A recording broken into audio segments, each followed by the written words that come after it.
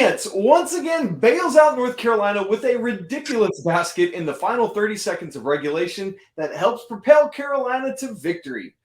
But it was the series of events that led to Nance's basket that I want to talk about. You are Locked On Tar Heels, your daily podcast on the UNC Tar Heels, part of the Locked On Podcast Network, your team every day. Hey there, it's Wednesday, January 25th, 2023. It is my birthday. I'm a year older, but after this game from the Tar Heels, I think it took about 10 of those years off my life. So, Pack, I think I'm really 49 coming in to this show today. Welcome into the Locked On Tar Heels podcast, folks. The only daily North Carolina show out there. I'm your host, Isaac Shade. Joining me, as he does every Wednesday, from his truck is our guy, Pat Kilby. Here's why that's going on. It's snowing in Oklahoma City. Pat's power is out at his house, so he wanted to be here. He's making it work.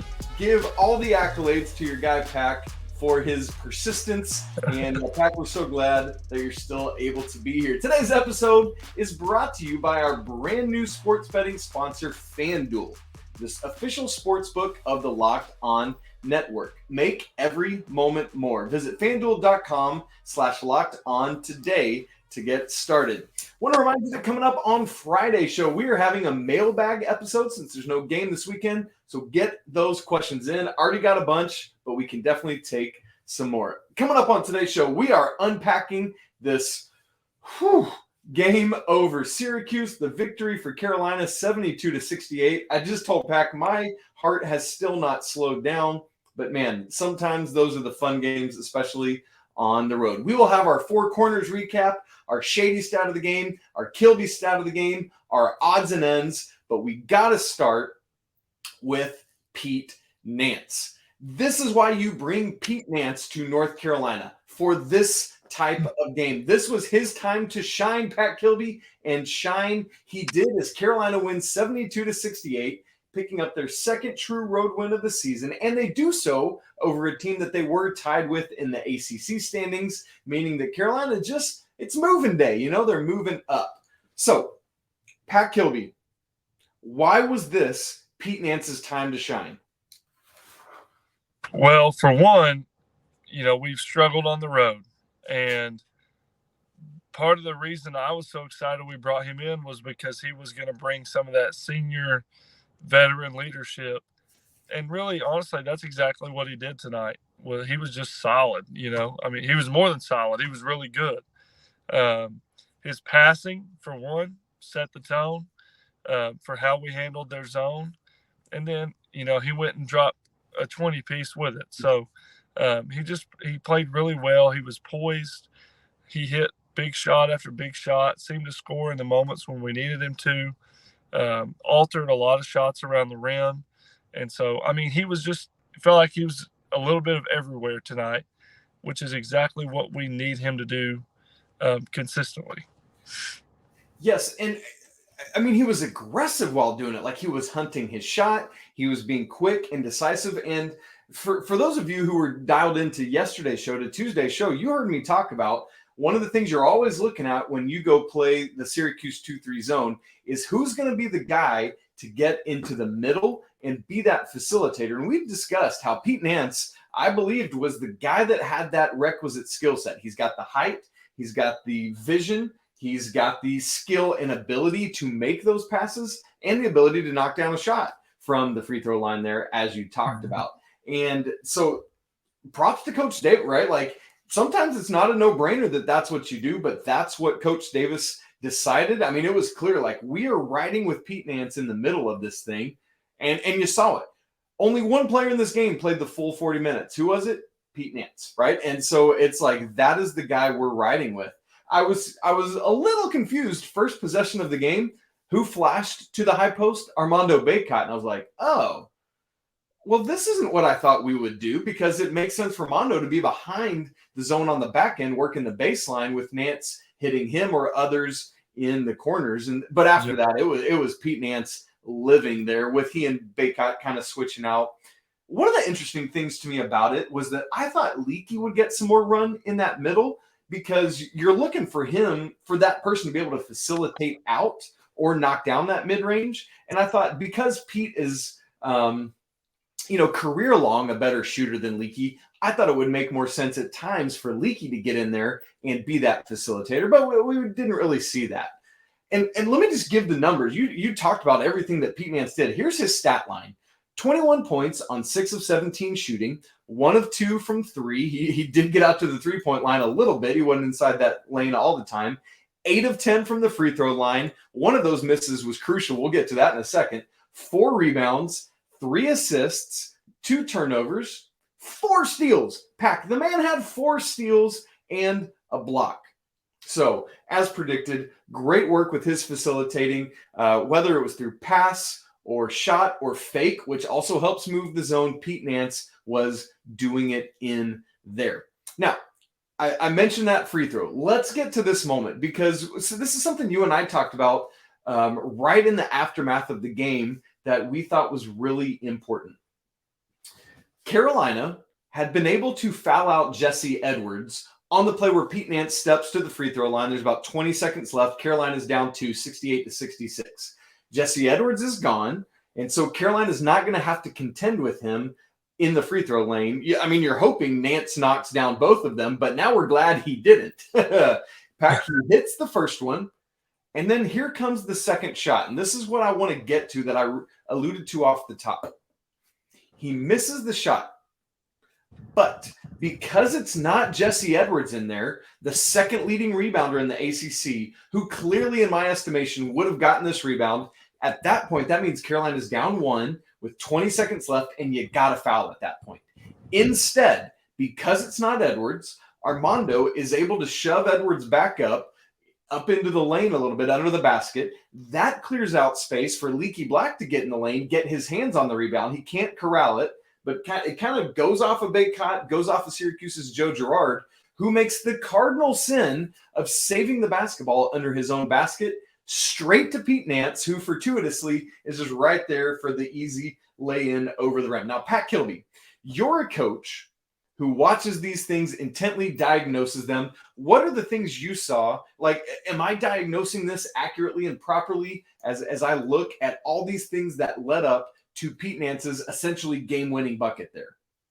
No, yeah, you're spot on. Yes, there was a lot of things that led up to that, as Edwards was fouling out, which gave, Baycott that advantage to get Leaky the ball there. But here's the deal. Girard's a veteran and a high IQ guy. And just to see him make that mistake in that moment, I almost still am shocked by it. And it happened, a while ago. So it's just, to me, it's just like, I'm sure he's kicking himself. I'm sure Boeheim's going, wow, I did not expect that. Now if you had told me it was one of the freshmen or one of the younger guys like Edwards or Mintz or somebody, I would have went, okay, I can see it. But just a veteran making that play, it's elementary, really, is you don't save the ball underneath the opponent's basket. You don't do it. And folks, that's exactly why you don't do it right there. But from Tar Heel, you could lose a home game, dropping you in the ACC stand. Literally, little tiny plays made a difference in the win and loss of this game. Yeah, but Tar Heel Nation thanks you, Girard. We thank you. Yes, Joe Girard, you will always be a great guy in our book. Yes. So anyway, just wanted to unpack that play and just help diagnose it and unpack it a little bit as we are going through the show.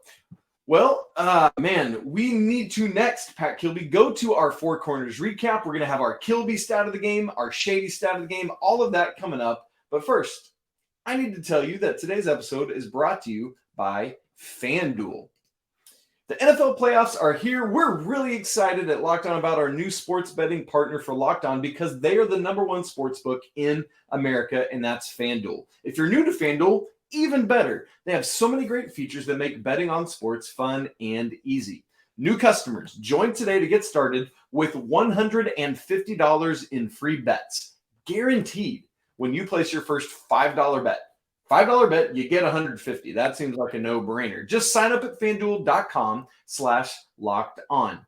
FanDuel has all your favorite bets from the money line to point spreads to player props, and you can even combine those and get a same-game parlay. The lines for the conference championship games for this weekend are already out. Eagles favored by 2.5 over the 49ers, and the Chiefs by 1.5 over the Bengals. And all of this on an app that's safe, fun, secure, and super easy to use. So, football fans, do not miss out. Place your first $5 bet to get $150 in free bets, win or lose, at FanDuel.com/lockedon.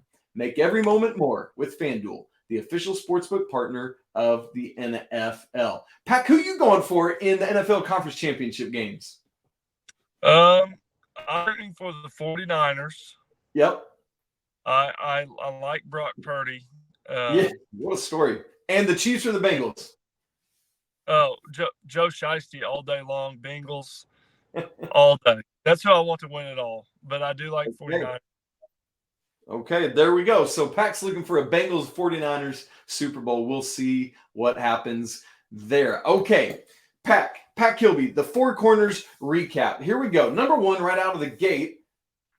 This is something we've been looking for, waiting for, hoping for. We've been talking about how it's been a two-headed monster lately of Armando Bacot and RJ Davis.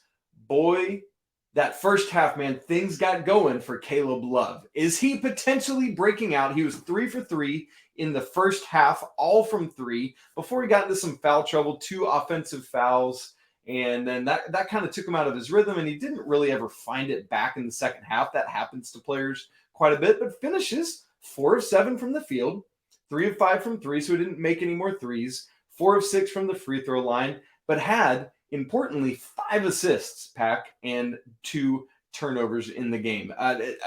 Did you see what you're wanting to see from Caleb that might indicate there might be a breakout of a bigger type coming?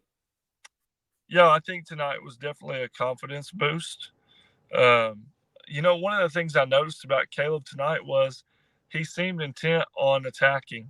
And I know that also picked up a couple charges that killed his momentum, but it also, that one drive early in the game where he got to the middle of the lane and he was able to dish it to Bacot for Bacot's first bucket. That was, to me, that was crucial. That kind of got him going. Yep. And, obviously once you get going and you get to where you're attacking, then those threes kind of come because of that. And so, and he was effective. He was efficient. I didn't think he forced the issue too much. He just let the game come to him. And to me, I think that was a positive sign, was he could do all that and still score the ball, get 5 assists, get out of there with a win. We just need to make that he needs to make that where that's consistent for him. And he allows the game to come to him naturally, consistently. That needs to be the rule and not the exception. One of the things I thought, even though in the second half he wasn't hitting as many shots, I really thought, for example, poor RJ just got beat up in this game. But the first time RJ went out for a little extended period of time there after he took that first hit in the head, not the one that sent him to the locker room, the one earlier in the game, Caleb kind of took over point guard duties at that point, not Seth Trimble, who we didn't see much in this game, P.S., and I thought Caleb really made good decisions in that stretch in the second half. Dished out to Tyler Nickel for his 3. We'll talk about Nickel in his game here in a second. Had another possession a couple plays later where kind of really deduced what was going on in the play and not settled for, but utilized his floater in the lane, which, man, that floater is vicious when it's on. And so really thought Caleb did a good job. Four Corners point number 2. Pack Kilby. One of the things you're looking for in road environments is that you get off to a good start and try to take the crowd out of it early. As you alluded to earlier, North Carolina has not been good on the road this season. Just one win prior in a true road game, and that was at Louisville. Are we even really counting that game? Because, wow, poor Cardinals. Anyway, Carolina got that start they needed. They led 8-2. They led 13-4 and 15-6. But, man, as we saw, Syracuse was pesky, man. They just kept fighting back. Some of that is Syracuse. Some of that is Carolina. Something, Pack, that you had said is this is another moment of another example of not putting away a team. What did you see? We talked about this last week in the midweek game as well after the Boston College win. What did you see in this one? Was it fatigue again, lack of defense? What allowed Syracuse to keep pushing back? At first I thought it was a lack of defense. And I'll explain where I'm headed with this, but I really didn't like our ball screen coverages. Why so? They were setting a lot of high ball screens, and Girard was snaking them. Man, he's snaky. Yes. Yes, yeah, he was snaking off of them, and then what it ended up being was getting a lot of open shots. But the more I think about it, I really actually liked our game plan. We forced them to take a lot of long twos, and they hit them. And I as a coach, that's kind of the goal defensively. We don't want them taking catch and shoot threes. We don't want them getting to the paint, and we don't want them shooting free throws. We want long twos. And you can live with those. And tonight, Syracuse hit them at a high enough clip that it kept them in the game. Particularly Mintz and Girard, right? And Edwards is there for some cleanup stuff. So to me, I think that I just credit Syracuse for hitting some tough shots. And that kind of got them back in the game. I thought we were efficient offensively. I think we were 45% from the field.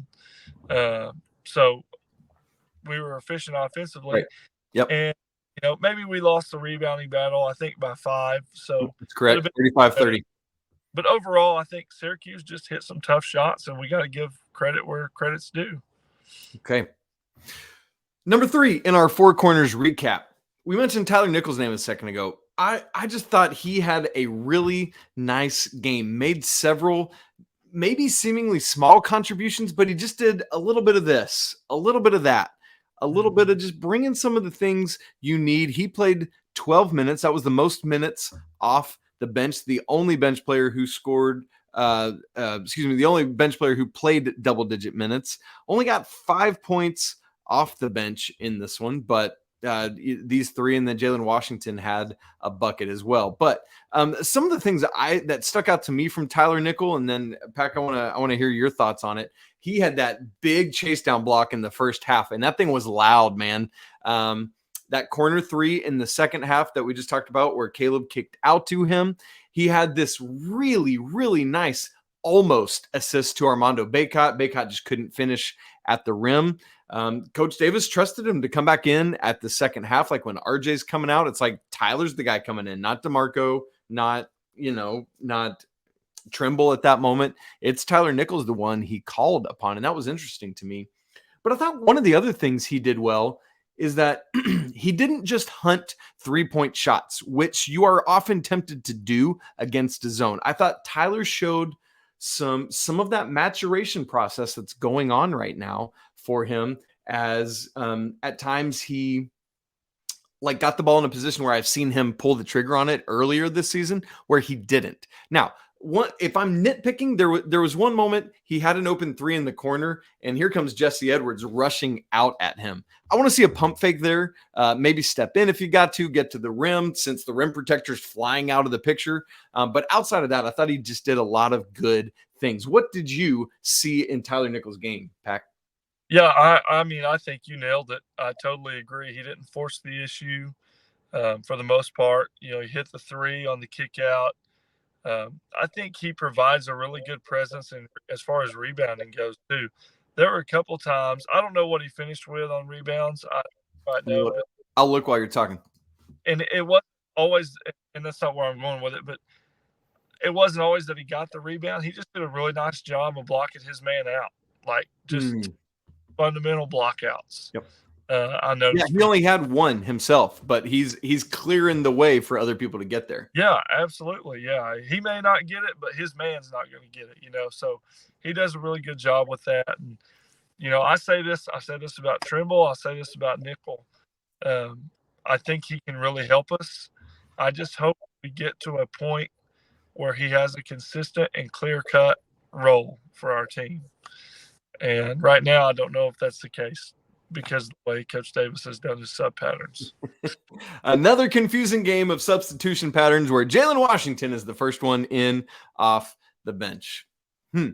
Anyway, fourth corner of our four corners recap is free throws. One of the things you need to know, if you're not aware, folks, is that against a zone, you often settle for shots, whether it's mid-range or threes or whatever it is, and it is hard and difficult to attack and get to the free throw line as you do. As you know, for this North Carolina team, that is a thing they rely on and need as part of their offensive attack. And so one of the things I mentioned in my what to watch for in yesterday's show was that I was looking for Carolina to still get 15 to 20 attempts. And I got to tell you, at halftime, Pat Kilby, it wasn't looking too hopeful in that regard. Carolina had just 2 free throw attempts at halftime. In fact, those were the only 2 free throw attempts of the first half. Syracuse didn't have any. But then the Tar Heels come out with this renewed necessity to get to the line and have 21 attempts in the second half. So love the number of attempts. They didn't convert at the rate that they typically do, especially coming off of what they did Saturday. Just 14 of 23. In fact, RJ Davis himself missed 2 in a row after having hit 19 in a row coming in to this game. But you still love to see the Tar Heels getting there, finding ways, coming out of the halftime locker room to make some adjustments and find their way to the line. As we talked about, getting Jesse Edwards in foul trouble, which paid massive dividends at the end of the game. Pat Kilby, we want to get to our shady stat of the game and our Kilby stat of the game, and we're going to do that in just a second. All right, folks, let's wrap up today's show with our Kilby stat of the game, our shady stat of the game, and then we got some odds and ends to throw at you that we haven't touched on yet, but just things that we thought were interesting or noteworthy from this game. Pac, why don't we start with you? Let me get that Kilby stat of the game.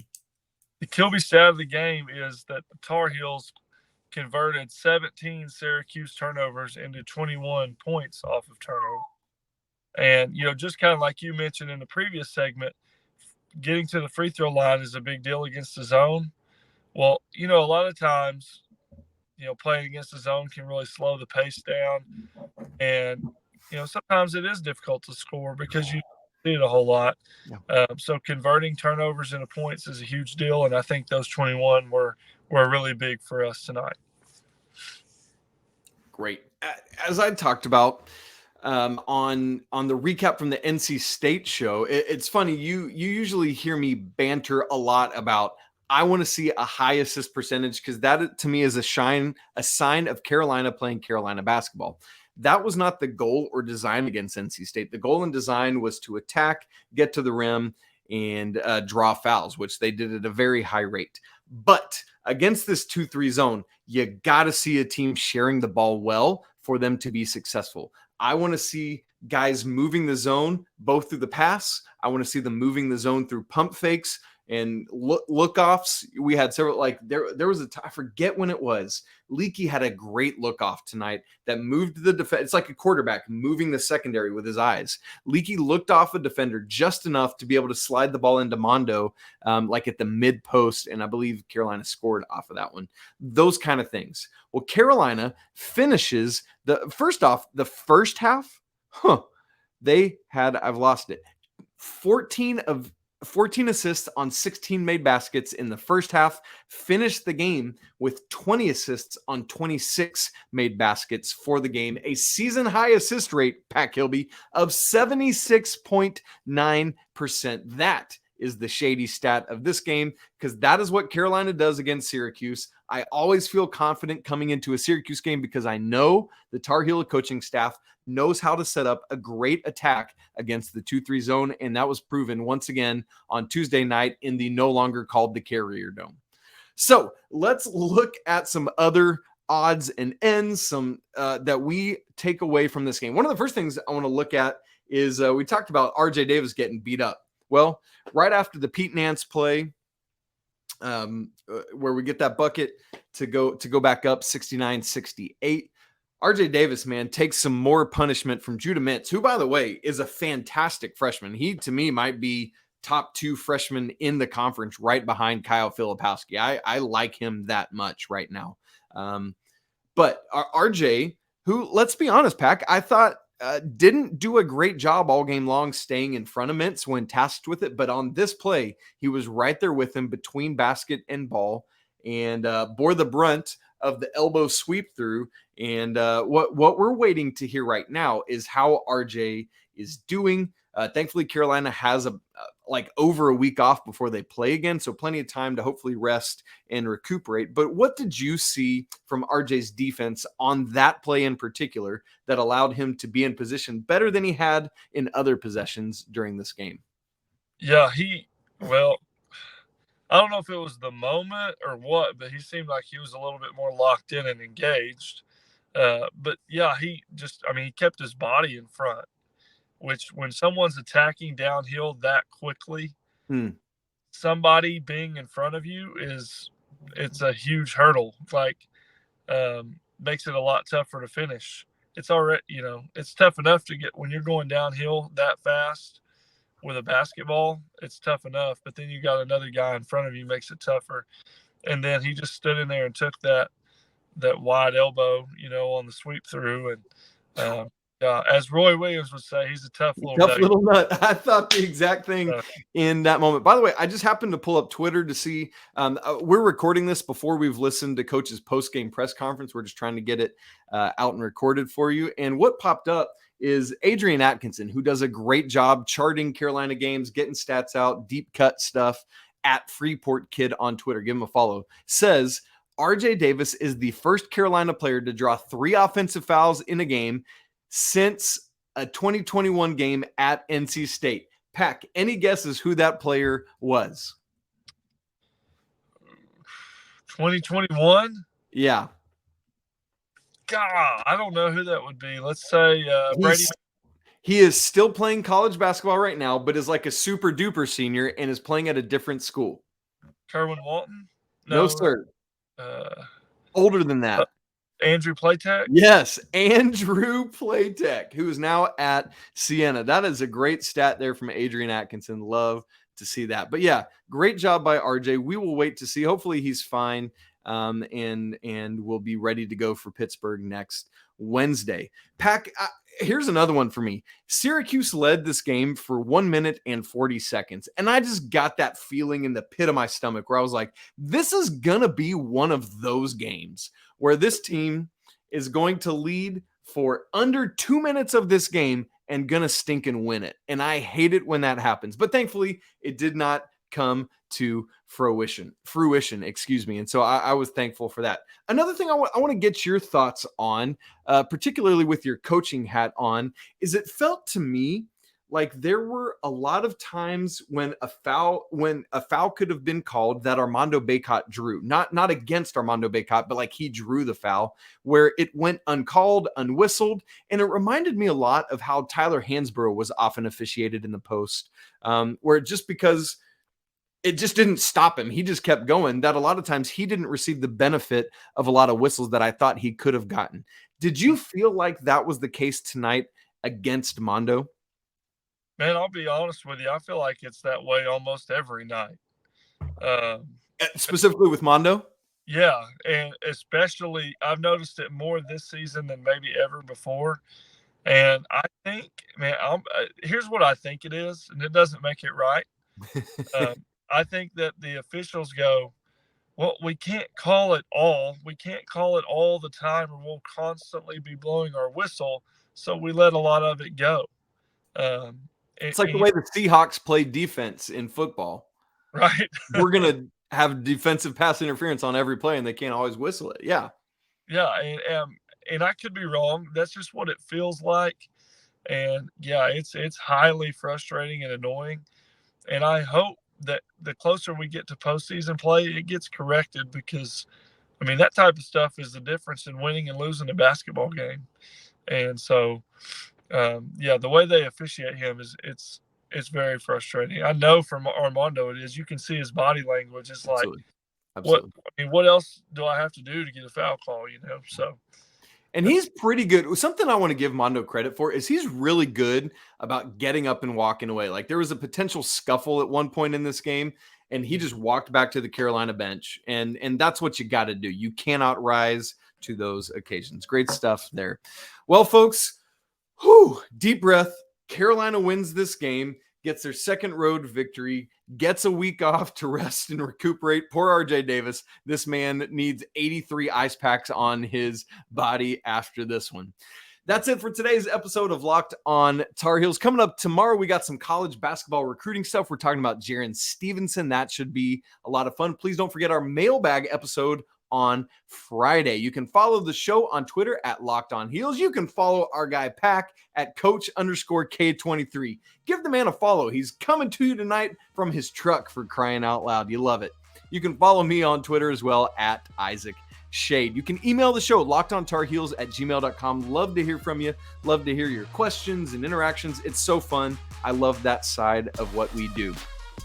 Please also don't forget to subscribe to the show on YouTube. Please don't forget to smash the like button and leave comments. All of that is so fun to interact with and also helpful to the show. And for your second listen, check out our brand new podcast, Locked on College Basketball. Myself and Andy Patton bring you everything you need to know on and off the court. Plus, hear from big name experts, coaches, and players throughout the college basketball landscape. Locked on College Basketball, available on YouTube, Odyssey, and anywhere else you get podcasts. Folks, we won this game. Carolina did. They held on. I just keep saying it. I keep taking deep breaths. It's a great reminder that it's always a great day to be a Tar Heel. Right, Pat Kilby? You know it to be true. All right. Until tomorrow, what do we got for you? Peace.